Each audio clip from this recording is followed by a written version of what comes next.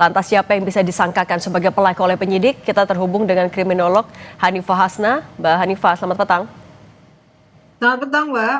Mbak Hanifah, ketika di rumah ketika kejadian tidak ada ART, korban disebut hanya berada dengan kakaknya saja. Bagaimana polisi akan bisa mengerucutkan siapa terduga pelakunya? Oke, baik. Ini menarik sekali ya, Mbak ya, karena kejadian di rumah yang mewah dan tidak ada penunggu gitu ya.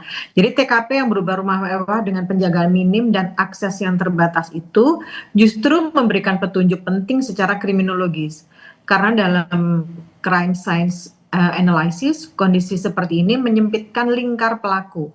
Jadi bukan justru memperluasnya.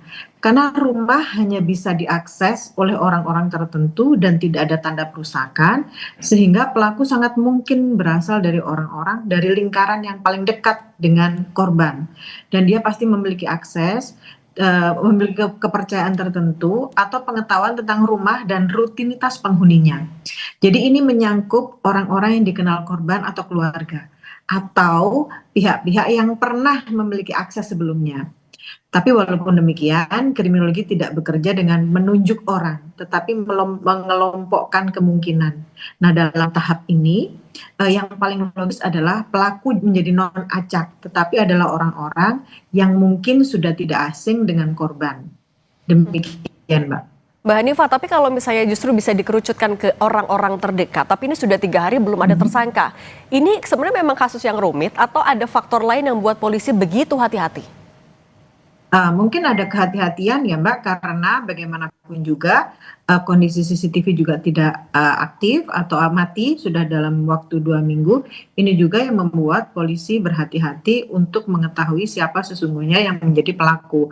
Walaupun demikian, tadi polisi sudah menyampaikan sudah mengumpulkan beberapa orang, anggota keluarga dan ART atau karyawan yang sudah pernah dipecat. Jadi mungkin akan bisa memberikan petunjuk untuk mengerucutkan siapa sebetulnya pelaku yang sebenarnya. Mbak Hanifah, tapi kalau melihat juga banyaknya luka yang ditemukan di jenazah korban, kemudian tidak ada barang yang hilang, faktor atau dugaan perampokan ini bisa dieliminasi begitu saja dan mengarah kepada dendam, atau ada motif lain yang bisa Anda simpulkan? Oke, kalau kita melihat tidak adanya perusakan, tidak adanya barang hilang, berarti motif-motif perampokan bisa kita eliminasi. Lalu ada motif yang disangkakan, yaitu motif politik. Jarang sekali kejadian seperti ini yang terkait dengan politik, itu yang disasar adalah anak kecil, karena anak kecil itu tidak ada hubungannya sama sekali. Tapi bisa jadi kalau ini diarahkan ke politik, bukan hanya satu faktor, tapi ada faktor lain, yaitu faktor-faktor terkait dengan emosional atau dendam pribadi, seperti yang Mbak tadi sampaikan. Karena kalau kita melihat ini tusukan sampai 20 itu menunjukkan emosi yang sangat tinggi, disebut dengan overkill. Biasanya kejahatan atau perilaku kekejaman dengan overkill ini menunjukkan kemarahan yang sangat tinggi, pengendalian diri yang kurang, yang diawali dengan perasaan-perasaan yang tidak bisa dikendalikan sebelumnya dan menumpuk lama. Mungkin ini yang bisa mengarahkan atau mengeliminasi dari motif politik dan motif perampokan tadi itu. Jadi bisa diarahkan mungkin ke motif dendam atau permasalahan pribadi atau konflik sebelumnya. Mbak Hanifah, kalau misalnya tadi ada faktor dari jumlah lukanya ini bisa disebut juga overkill. Ini melihat apa yang dilakukan oleh pelaku, kemungkinan dilakukan secara terencana atau justru spontan?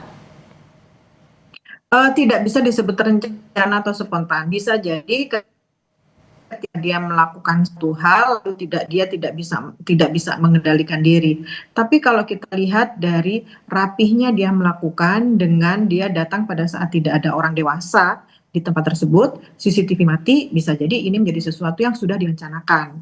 Namun kembali lagi bahwa kita tetap harus melihat polisi tetap harus melihat siapa-siapa yang berada di tempat itu, siapa saja yang sebelumnya terkoneksi, konflik-konflik apa yang terjadi dalam rumah itu, sehingga bisa diketahui seberapa besar konflik yang terjadi di antara orang tua atau orang-orang yang berada di dalam rumah itu, sehingga anak ini menjadi disasar.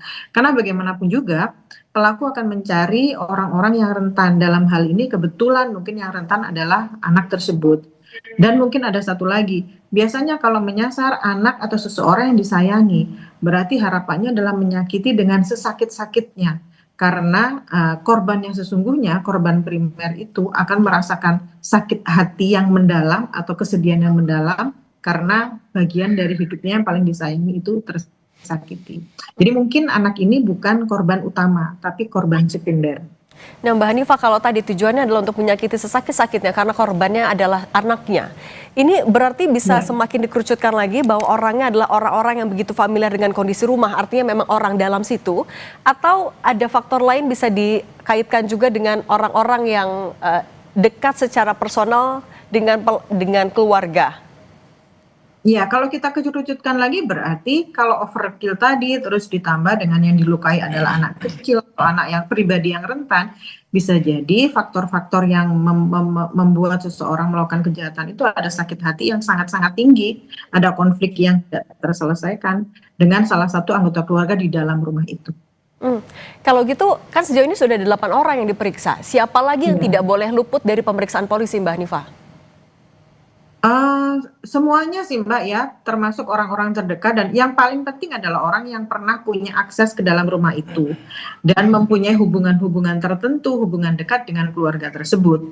Jadi ini yang harus diselidiki, baik orang-orang yang pernah bekerja maupun teman-teman, rekan-rekan yang punya hubungan khusus dengan keluarga tersebut. Dan terutama yang punya akses bisa masuk ke rumah itu dengan cara yang mudah. Karena bagaimanapun juga ketika dia masuk berarti kan dia sudah mengetahui bagaimana kelemahan, bagaimana kondisi rumah itu, kapan sepinya, kapan anak ini ditinggalkan oleh ART, berarti kan orang-orang sudah sangat dekat dan mungkin dikenal oleh korban itu sendiri. Oke, Mbak Hanifah Hasna, Kriminolog Universitas Indonesia, terima kasih. Kita tentu doakan keadilan segera terungkap. Terima kasih Mbak Hanifah. Terima kasih, selamat petang.